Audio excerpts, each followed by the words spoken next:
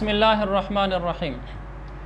आम तौर पर ये पूछा जाता है कि कसर नमाज कब पढ़नी चाहिए, कितने किलोमीटर का फ़ासला हो, वगैरह वगैरह। ख़ास तौर पर वो लोग पूछते हैं जो स्कूल, जो ख़ास तौर पर कॉलेजेस या यूनिवर्सिटीज़ में पढ़ते हैं, वहाँ हॉस्टल में रहते हैं और उनका वहाँ क़याम थोड़े दिनों का होता है। इस तरह के सवालत अमूमन होते हैं, तो उसका मैं जवाब अर्ज़ करता हूँ कसर नमाज के हवाले से, मुसाफराना नमाज के हवाले से। जो आदमी अपने इलाके से किसी दूसरे इलाके में जा रहा हो और उसका ये दरमियानी फ़ासला 77 किलोमीटर, 77 किलोमीटर, 77 किलोमीटर हो, तो ये आदमी अपने इलाके से निकलते ही मुसाफिर हो जाता है। मैं इसकी थोड़ी वजाहत करता हूँ। एक आदमी मुल्तान में रहता है और उसका घर मुल्तान में है, रिहायशी वो मुल्तान का है, लेकिन वो मुल्तान से लाहौर जा रहा है अपने किसी काम के सिलसिले में।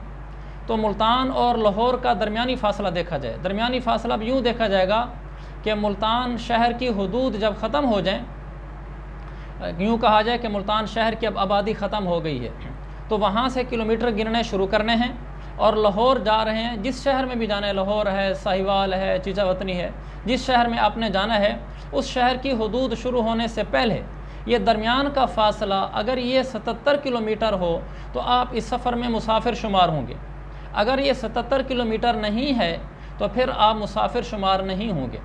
इस सफ़र के दौरान आपने जो नमाज़ें पढ़नी है सफ़र में, वो आप मुसाफराना नमाज़ पढ़ेंगे, क्योंकि आप 77 किलोमीटर की नियत करके अपना इलाका छोड़कर जा रहे हैं, सफ़र में हैं।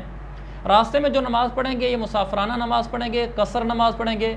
इसमें सुन्नतें और नफिल नहीं पढ़ेंगे, आप अपना सफ़र जारी रखेंगे, बस उतरेंगे सवारी से और फ़र्ज़ पढ़ेंगे कसर नमाज वाले और आगे चले जाएंगे। फिर जिस इलाके में आपने जाना है, मसलन आप लाहौर जा रहे थे, लाहौर आपका कोई घर नहीं है, कोई आपकी वहाँ मुस्तकिल रिहाइश नहीं है, वहाँ आप किसी काम के सिलसिले में गए हैं, चाहे वहाँ कोई आपका कारोबारी काम है या वहाँ आप किसी कॉलेज यूनिवर्सिटी में पढ़ते हैं, हॉस्टल में रहते हैं, या कोई ऐसा काम है कि वहाँ मुस्तकिल कोई आपकी रिहाइश नहीं है, आपने चंद दिन वहाँ रहना होता है और वो जो आपके रहने का दौरानिया है वो 15 दिन से कम है, यानी आप वहाँ कारोबार के लिए जाते हैं तो 15 दिन से कम ठहरते हैं और फिर वापस मुल्तान आ जाते हैं।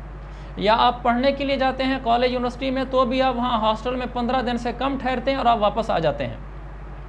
तो ऐसी सूरत में उस शहर के अंदर, जिस शहर में आप गए हुए हैं, यानी मसलन हमारी इस मिसाल में वो लाहौर है, तो वहाँ आप जितने दिन भी रहेंगे, 10 दिन, 12 दिन, 8 दिन, 15 दिन से कम जितने दिन, इन सब दिनों में आप वहाँ मुसाफिर होंगे। आप मुसाफराना नमाज़ पढ़ेंगे, इमाम के पीछे पढ़ेंगे फिर तो पूरी ही पढ़ेंगे, अगर अपनी अलग पढ़ेंगे तो फिर मुसाफिराना नमाज़ पढ़ेंगे। लेकिन लाहौर में क़याम के दौरान सुन्नतें पढ़ लेनी चाहिए। सफ़र की दरअसल दो किस्में होती हैं, एक होता है जारी सफ़र और एक होता है ठहरा हुआ सफ़र। जब आप मुल्तान से निकले थे, लाहौर जा रहे थे, रास्ते में रोड के ऊपर ठहर कर आपने वहाँ किसी पेट्रोल पंप वगैरह में नमाज़ पढ़ी, तो वो आपका जारी सफ़र था। उस जारी सफ़र में सुन्नतें छोड़ देनी चाहिए। जब आप लाहौर जाकर ठहर गए, आराम से रहना शुरू कर दिया, वहाँ सुकून से रह रहे हैं, 10-12 दिन का क़याम है, तो वहाँ चूँकि ठहरा हुआ सफ़र है तो वहाँ सुन्नतें पढ़ लेनी चाहिए। ताहम अगर वहाँ लाहौर में किसी ने सुन्नतें ना भी पढ़ी तो भी उसको गुनाह नहीं होगा।